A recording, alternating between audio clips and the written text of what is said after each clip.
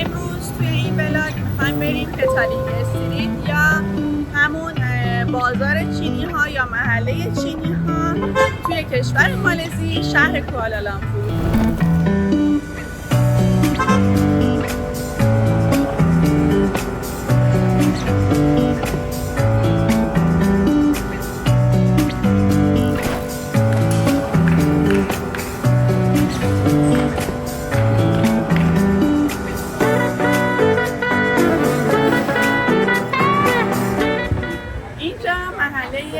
چینی های مقیم این شهر همشون توی این خیابون جمع شدن.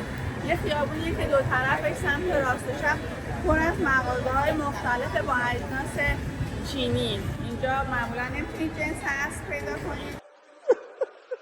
جنس اکثرا چینی هست. یه نکته خیلی مهمی که بهمون گفتن اینه که اینجا خیلی باید چونه بزنید به خاطر اینکه گاهن اجناس رو 3 4 5 برابر قیمت واقعیش بهتون میدن. بعد معمولا هم از جای اول خرید نکنید. اگر که سر قیمت به توافق نرسیدید هیچ اشکالی نداره، چون همون اجناس رو یه خورده جلوتر با قیمت مناسب‌تر میتونید پیدا کنید. Oh my god!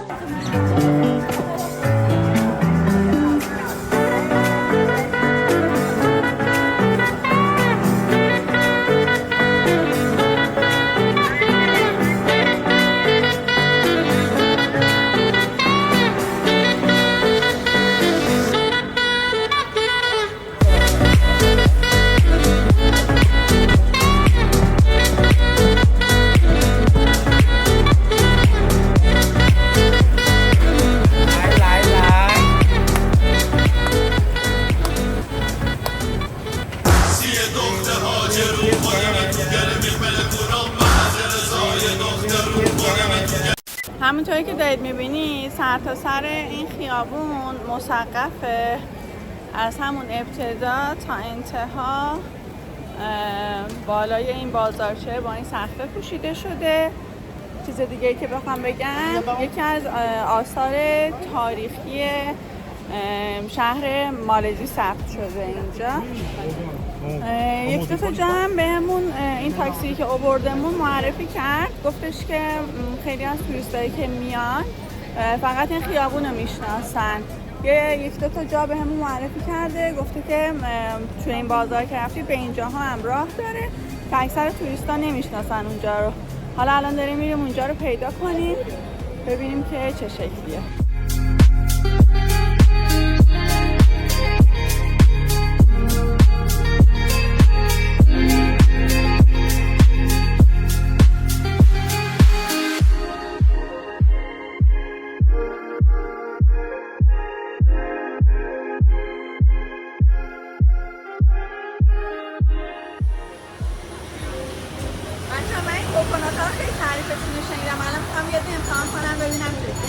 جدی میفرمایی؟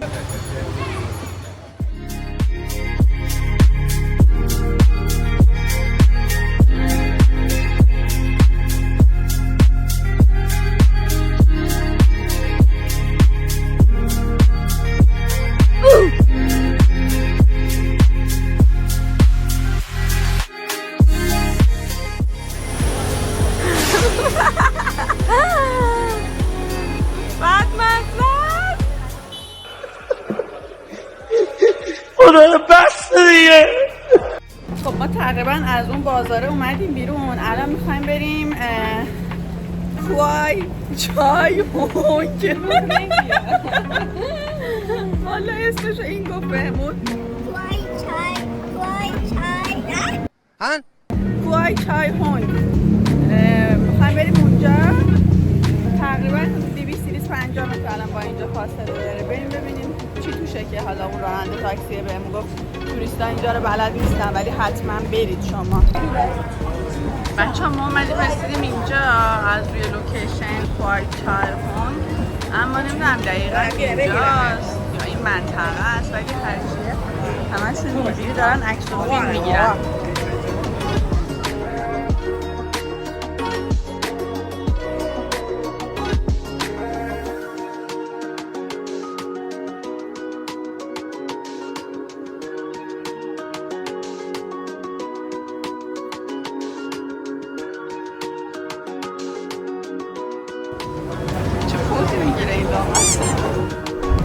ما پتالینگ استریت رو دیدیم، کوهای چای هونگم دیدیم، ولی عکس یادگارمون رو گرفتیم. منتها خیلی برامون جای جذابی نبود.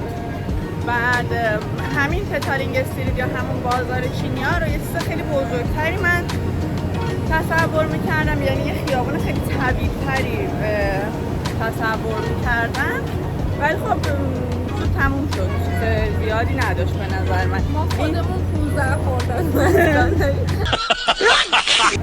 آره به خدا بزرگتر خیلی بهتر از اینجاست. اینجایی هم که این آقای راننده به همون گفتش اونم اومدیم دیدیم.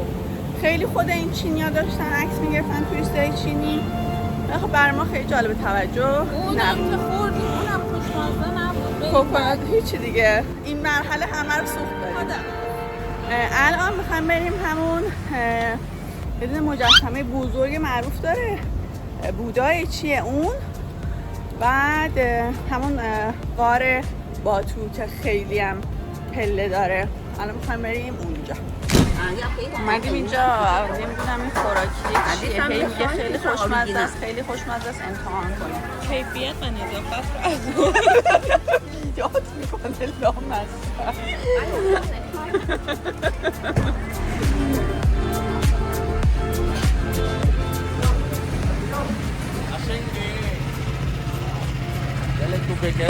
خیلی خوبه، خیلی قشنگه، هر صورت داره. بیا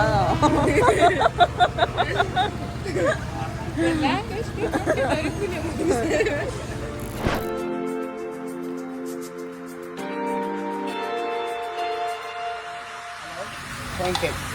You're not pancake.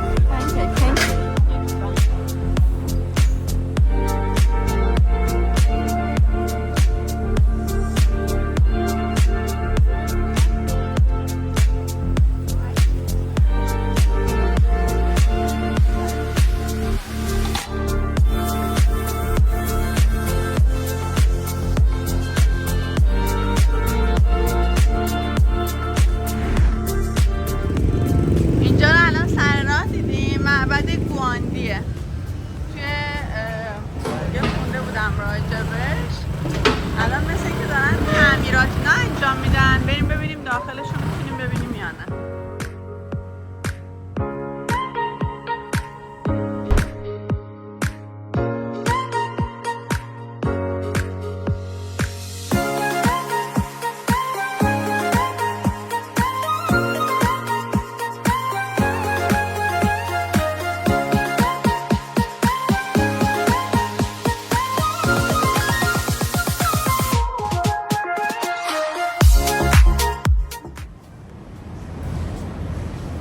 جالبن اینا.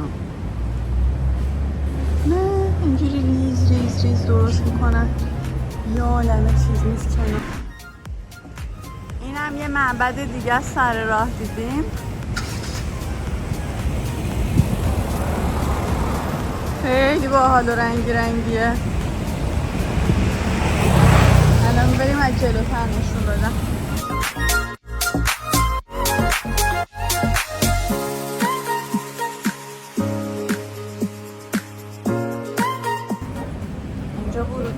باید کفشامون رو تحلیل بدیم.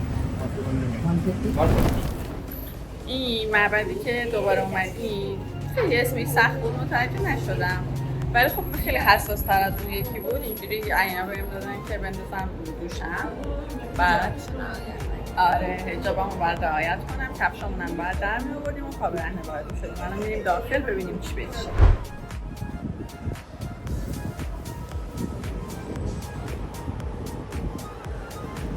حضرت موسی زمان را بشناس.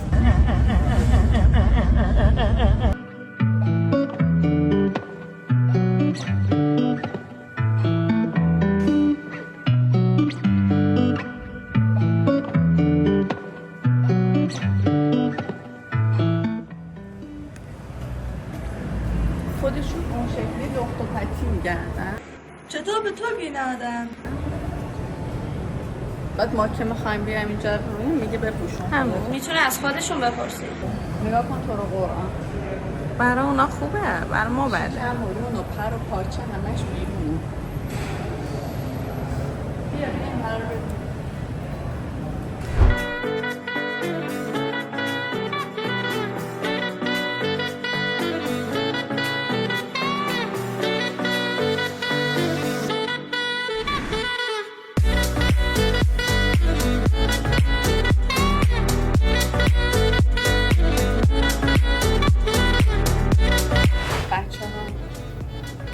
ما امروز فکر نمی‌کنم به غار بالتو برسیم، به خاطر اینکه اینا بهمون پیشنهاد دادن، گفتن که اونجا رو صبح زود برید. اصلا نمیدونید چقدر گرمه، یعنی تمام تنمون خیس آب.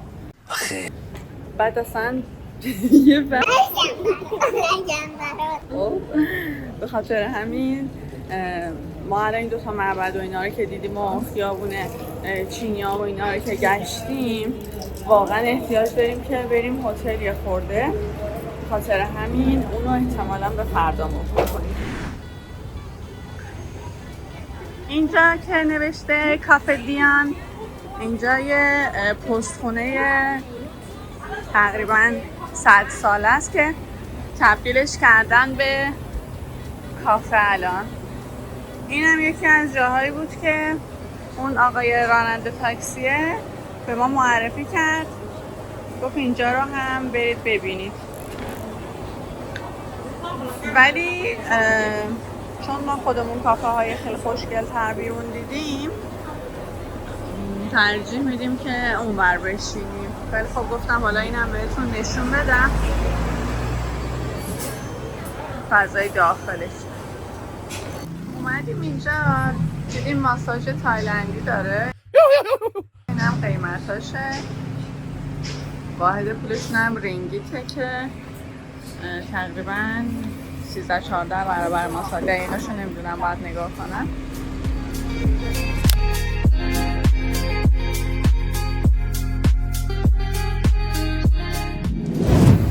آقا ما این ماساژ رو گرفتیم، زنده شدیم قشنگ. خیلی عالی بود، هم قیمتش خیلی مناسب بود. 50 رینگت واسه 1 ساعت ماساژ پا. خیلی ارزون. آره ما چون خیلی راه رفته بودیم خیلی پامون درد می‌کرد، ولی خب هم استراحت کردیم هم یه ماساژ خوب گرفتیم دیگه. همین دیگه الان گشنمونه. آره میخوام بریم یه چیزی بخوریم. تا الان که بیرون هرچی خوردیم شک دادیم. آره ما اومدیم اینجا برگر کینگ غذا بخوریم دیگه، نخواستیم ریسک کنیم، گفتیم یه چیزی که میدونیم چیه بخوریم. بعد گفتم پولاشون هم بهتون نشون بدم. رینگت 50 بود، این یک ارزش پولشون 7 برابر پول ترکیه، تقریبا میشه بگه همون 13-14 برابر پول ما میشه. اینم که 5 رینگت. خوشگله پولاشون بعد. ولی چیزی که برام جالب بود این بودش که مثلا هفته پیش بود من و نگارا توی استانبول رفتیم برگر کینگ، 2 تا دونه برگر خوردیم، شد 850 لیر. ولی الان اینجا تقریبا مثلا افتاد به لیر که برگردونم میشه تقریبا 300 لیر 2 تا برگر. با وجود اینکه ارزش پولش مثلا 7 برابر ترکیه است، ولی اینقدر قیمت خوراکی و مثلا غذا و نوشیدنی و اینا ارزون تر از استانبوله. جالب بود برام، گفتم به شما هم بگم. کلا با اینکه ارزش پولشون از ما خیلی بیشتره ولی هیچ چیز اصلا گرون نیست. علیرغم اون قضیه بازم به نسبت خیلی ارزون تره، هم از ایران هم از ترکیه. بچه من تا حالا موچی نخوردم. بعد الان اومدیم چند تا مارکت گشتیم، اینجا پیدا کردم. طعمای مختلفش هم داره. الان 2 مدلش رو گرفتم، میخوام ببرم تست کنم. والا اون کوکونات ها رو که خیلی همه تعریف میکردن، میگفتن خیلی خوشمزه است. من خوردم اصلا دوست نداشتم. حالا میخوام الان برم موچی رو هم تست کنم. گفتم حالا این مابین یه خوردم مارکت هاشو بهتون نشون بدم.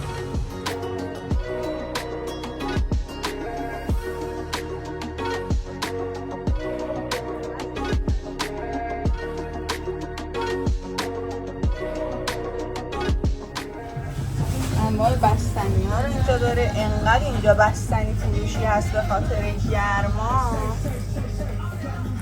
نگاه این بستنیاش هم میخوره خوشمزه باشه ها. بستنی نشانه میکنم. من نمیدونم چیه، همه جا میفروشن. اینا چیه همه جا هست؟ ها اسنک نه اون پوست مرغ اون بر بود، چیزه غذاهای دریایی قاطیه میکس شده به هم، ولی بستنیاش هم هوس انگیزن. آره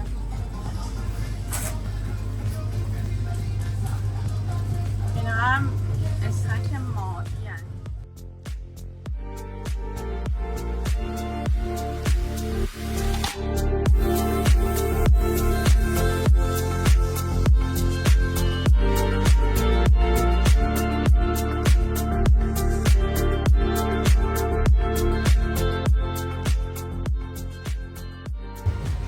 اینا چیه؟ اینا غذا آماده است.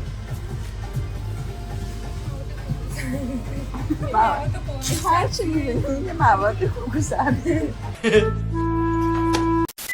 بریم موچیمون رو تست کنیم ببینیم چه مزه‌ایه. این چیه؟ اورنج یورت سلایس، برقه های ماست. چیه به نظر؟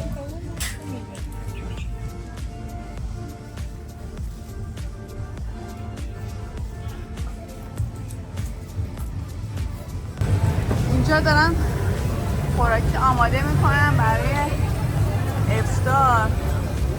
چقدرم صفه.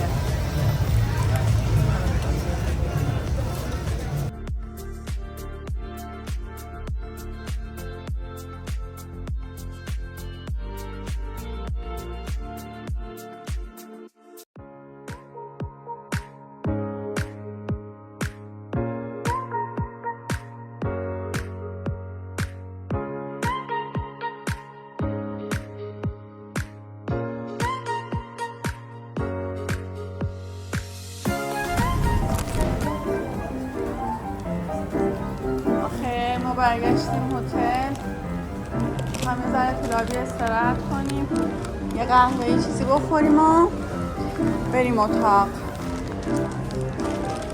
خب ما آمدیم موچی رو تست کنیم ببینیم که دوست داریم یا نه. بفرمایید. قبل من نخوری یا؟ گوش دوست داشتنی نیست خیلی، قیافش نیست. هیچ که آشنا میده، آشغالی میده.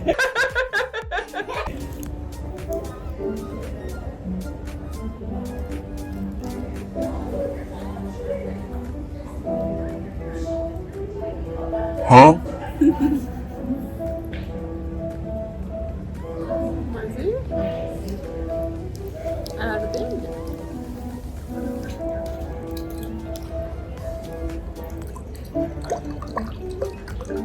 Not bad. Not good. از ساعت چند میدی؟ 3. از ساعت 30. نه من 50-60 تا میدم. یعنی الان دوست نداری ادامه بدی؟ نه خیر. نه لذتی هم نبردم من خوردنش. نه ادامه اون جبه کلش مالا خورد. اونجوری نیست اتفاقا دلم بخواد دوباره برم بخرم. حتی این خوب نبوده. آخه حتی بعضی دلم خواهد شدی من آب بخورم. بعضی انقدر به آب و تاب تعریف میکنن از مزهش، گاهی هم تجربه‌ای بود دیگه. بخور تو مزهش. نه اونجوری بد